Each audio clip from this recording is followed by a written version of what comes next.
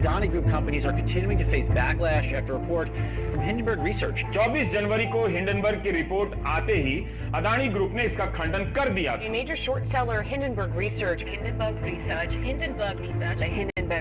Hindenburg ने जब अपनी रिपोर्ट जारी की थी तब कहा था कि कॉर्पोरेट इतिहास का सबसे बड़ा फ्रॉड है। वॉल स्ट्रीट पर दो तरह के लोग हैं, एक जो लालच से फायदा कमाते हैं और दूसरे जो डर का इस्तेमाल करके कमाते हैं। ऐसे लोगों को शॉर्ट सेलर के रूप में जाना जाता है। जब स्टॉक क्रैश हो जाता है तो वे पैसे कमाते हैं। ऐसा ही एक short selling firm Hindenburg research है, जो एक प्रकार की कंपनी को शॉर्ट करने में माहिर होती है, जो आपराधिक प्रकार की होती है। उन कंपनियों की तलाश करके उनके लक्ष्य का पता लगाएं जिन्होंने इन्वेस्टर्स को गुमराह किया है या उनसे झूठ बोला है। हिंडनबर्ग ने अपने धमाकेदार रिसर्च से $100 बिलियन से अधिक का वैल्यू मिटा दिया है। हिंडनबर्ग शोध के पीछे कठपुतली मास्टर कौन है, उन्होंने बाजार पर इतनी ज्यादा ताकत कैसे हासिल की और उनके वादे क्या उतने ही साफ हैं जितना वे होने का दिखावा करते हैं, या वे केवल अपने द्वारा पैदा की गई अफरा तफरी का फायदा उठाना चाहते हैं? आइए पता लगाएं। पर इससे पहले हमारे चैनल धन स्ट्रीट को सब्सक्राइब करें ताकि हम ऐसी वीडियोस बनाते रहें। यह मार्च 2007 है और वॉल स्ट्रीट तेजी से बढ़ रहा है। शेयर बाजार अपने सबसे ऊपर लेवल पर है, बाजार बढ़ रहा है। ऐसा लगता है कि यह स्टॉक मार्केट में आने का ये एक अच्छा समय है और नाथन एंडरसन बिल्कुल यही कर रहे हैं। एंडरसन एक युवा हैं, वह इंसान जिसने हाल ही में यूनिवर्सिटी से ग्रेजुएट की डिग्री हासिल की है। उसने अपना करियर एक बड़े डेटा कंपनी में काम करना शुरू किया है, लेकिन एंडरसन संतुष्ट नहीं है। वह अपने समय पर और अधिक रोमांचक काम करना चाहता है। वह कंपनी के दस्तावेजों को गहराई से खंगालना शुरू कर देता है और उन कारणों की तलाश करता है कि किसी कंपनी का मूल्य अधिक क्यों हो सकता है। इस प्रक्रिया में उसे असल में कुछ शक वाली चीजें मिलती हैं, जिससे उसका इंटरेस्ट चरम पर पहुंच जाती है और वह खरगोश के बिल की गहराई में उतरता है। उसे पता चलता है कि उसे कंपनियों की जांच करने और अपराध को उजागर करने का सच्चा जुनून है। असल रूप से वह खुश नहीं है कि वह जिन धोखाधड़ी को सामने करता है उसके बारे में क्या करना है।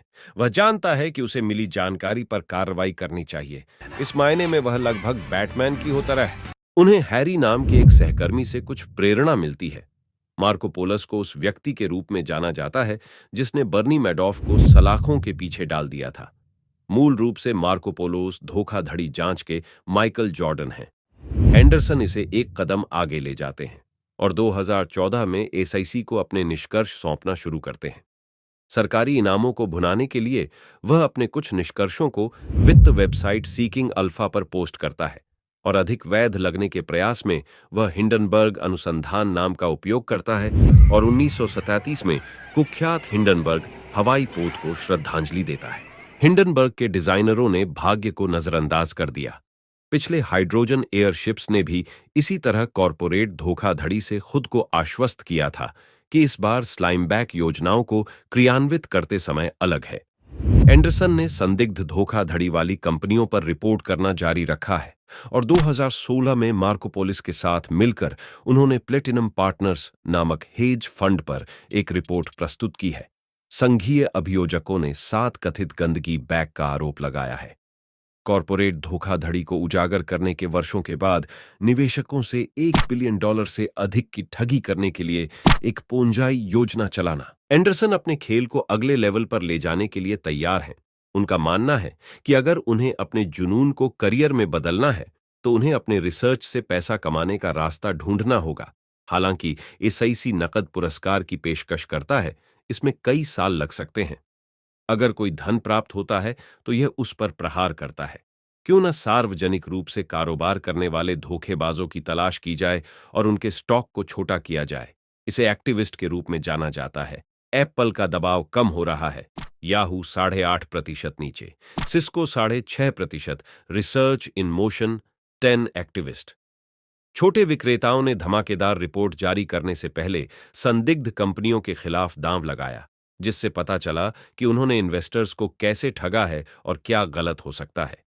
हिंडनबर्ग में फोरेंसिक टीम ने निकोला और इसके संस्थापक की कहानी को एक साथ जोड़ना शुरू कर दिया है। वे हैरान हैं। उन्हें सैकड़ों फाइलें, फोटो, फोन कॉल और दस्तावेज मिले जिनसे मिल्टन के झूठ के जाल की वास्तविक सीमा का पता चलता है। बहुत पहले ही उन्हें यह स्पष्ट हो गया था कि निकोला अब तक के सबसे बेशर्म धोखेबाजों में से एक है। उनका ट्रक वास्तव में हाइड्रोजन द्वारा संचालित नहीं है, बल्कि शुद्ध गुरुत्वाकर्षण द्वारा संचालित है, जो हम उनके प्रोमो वीडियो में नहीं देख सकते हैं। वह यह है कि निकोला टीम ट्रक को ऊपर तक तौलती है और बस इसे सड़क पर लुढ़कते हुए फिल्माते हुए उनका दावा है कि वे पहले की तुलना में बहुत कम लागत पर हाइड्रोजन का उत्पादन करने में सक्षम हैं। अगर यह सच है तो यह एक बड़ी सफलता होगी। 10 सितंबर 2020 को हिंडनबर्ग द्वारा जारी की गई जनता के लिए निष्कर्ष। लेकिन निकोला ने टिंडनबर्ग पर पलटवार किया। उन्होंने हिंडनबर्ग के दावे के खेल पर प्रतिक्रिया जारी की। निकोला का दावा है कि हिंडनबर्ग रिपोर्ट कुछ और नहीं बल्कि बाजार में हेरफेर है। हिंडनबर्ग ने रिपोर्ट जारी करने के बाद 2 सप्ताह में निकोलस के पूरे 60 शेयर किए। हिंडनबर्ग ने यह नहीं बताया कि कितना, लेकिन हम यह मान सकते हैं कि वे अच्छा लाभ कमाते हैं। यह हिंडनबर्ग की सबसे बड़ी जीत है। $30 बिलियन की धोखाधड़ी का पता लगाना जीवन भर का स्कोर होगा। लेकिन हिंडनबर्ग में एंडरसन और सिल्वरबैक शॉर्ट सेलर्स अभी शुरुआत कर रहे हैं। कार्ल इकान एक निवेशक हैं जिन्होंने 80 के दशक में संकटग्रस्त कंपनियों को खरीदकर और उन्हें लाभ के लिए बेचकर अपना नाम बनाया था। यदि नाम कॉल आइकन आपको परिचित लगता है तो शायद यह इसलिए है क्योंकि आपको उन पर हमारी जीवनी याद है, जिसे आप यहां फिर से देख सकते हैं। वह एक अच्छी कंपनी रहे हैं। वॉल स्ट्रीट पर 40 वर्षों से अधिक समय तक प्रसिद्ध रहे। वह एक कॉरपोरेट रेडर के रूप में प्रमुखता से आए, जो जबरदस्ती कंपनियों पर कब्जा कर रहे थे और उन्हें लाभ के लिए खत्म कर रहे थे। और उन्होंने आइकन की संपत्ति के एक बड़े हिस्से के साथ एक ताकत के रूप में प्रतिष्ठा बनाई है। उनकी होल्डिंग कंपनी आइकन एंटरप्राइजेज या आईपी हिंडनबर्ग से जुड़ा हुआ है।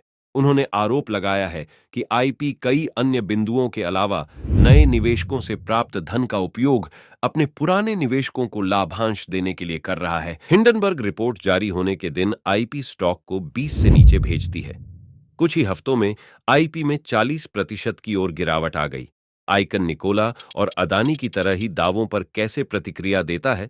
आइकन हिंडनबर्ग के दावों का खंडन करने के लिए कोई सबूत नहीं देता है, बल्कि इसके बजाय केवल हिंडनबर्ग को उनकी रिपोर्ट से लाभ उठाने की कोशिश करने के लिए कहता है। यह बुरा है। यह कदम उसके भयभीत निवेशकों को शांत करने के लिए कुछ नहीं करता है। कई कंपनियां कहती हैं कि हिंडनबर्ग सिर्फ अपने रिपोर्टों से मुनाफा कमात है, इससे ज्यादा और कुछ नहीं। लेकिन हिंडनबर्ग ने कई धोखेबाज कंपनी को उजागर करने में मदद की है। धोखाधड़ी और उनके निष्कर्षों के कारण कई अंदरूनी लोगों को आपराधिक सजा हुई है। हेज फंड के दावे। क्या हम इन शेयरों में ऐसी नाटकीय प्रतिक्रिया देखेंगे? निश्चित रूप से हम हिंडनबर्ग के बारे में सुनना बंद कर देंगे यदि वे सामान वितरित नहीं कर रहे थे, लेकिन स्पष्ट रूप से वे हैं क्योंकि उनकी प्रतिष्ठा लगातार बढ़ रही है, इसलिए बाजारों पर उनकी शक्ति भी बढ़ेगी। हिंडनबर्ग के बारे में पूछने का सवाल यह है कि अगला कौन है?